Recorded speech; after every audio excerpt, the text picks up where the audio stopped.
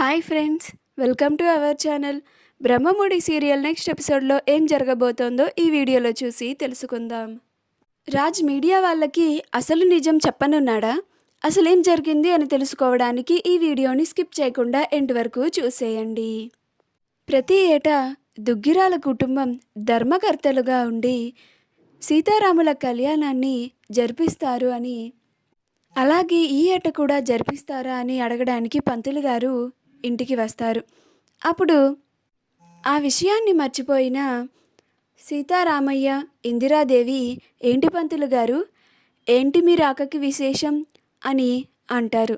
అప్పుడు పంతులు గారు మీ చేతుల మీదుగా ఒక కళ్యాణం జరిపించాలి అని అంటారు.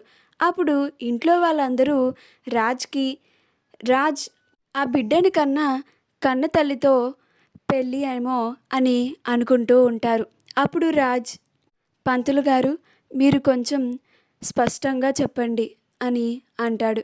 అప్పుడు పంతులు గారు, అదే అండి, మీరు ప్రతి ఏటా సీతారాముల వారి కళ్యాణం జరిపిస్తారు కదా, ఈ ఏట కూడా జరిపిస్తున్నారా అని అడగడానికి వచ్చాను అని అంటారు. అప్పుడు ధాన్యలక్ష్మి రుద్రాణి వైపు చూసి, విన్నావా రుద్రాణి, దేవుడి కళ్యాణం అంట, ఇందాకేమన్నావు పాపం తగులుతుంది అని లెంపలేసుకుంటుంది. అప్పుడు సీతారామయ్య, అలాగే పంతులు గారు, ప్రతి ఏటాలాగే ఈసారి కూడా కళ్యాణాన్ని మేమే జరిపిస్తాము అని అంటారు.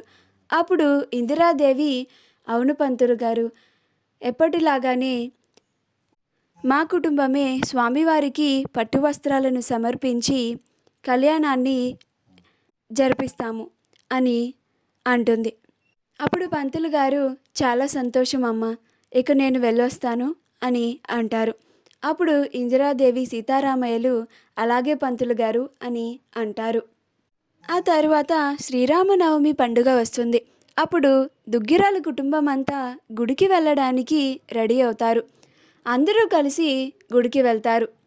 గుడి ముందు కార్లు ఆగగానే అక్కడ ఉన్న మీడియా వాళ్ళు దుగ్గిరాల కుటుంబాన్ని ఫోకస్ చేసి వాళ్ళని ఫుటేజ్ తీసుకుంటూ ఉంటారు.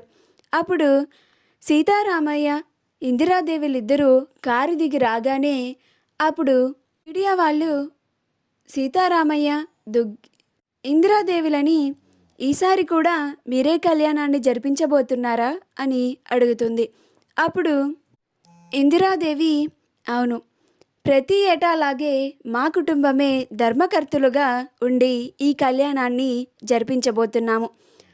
అప్పుడు మీడియా వాళ్ళు, అయితే మీ ఇద్దరు దంపతులే ఆ కళ్యాణాన్ని చేయబోతున్నారా, లేక మీ కొడుకు కోడలు చేయబోతున్నారా అని అంటారు.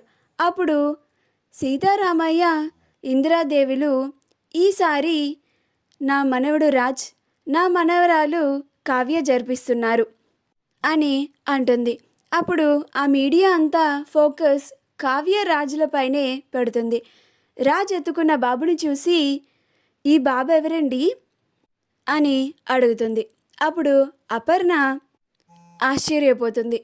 ఏదైతే అది అవ్వకూడదో అది జరుగుతుంది అని అనుకుంటూ ఉంటుంది. కావ్య కూడా ఆశ్చర్యపోతుంది.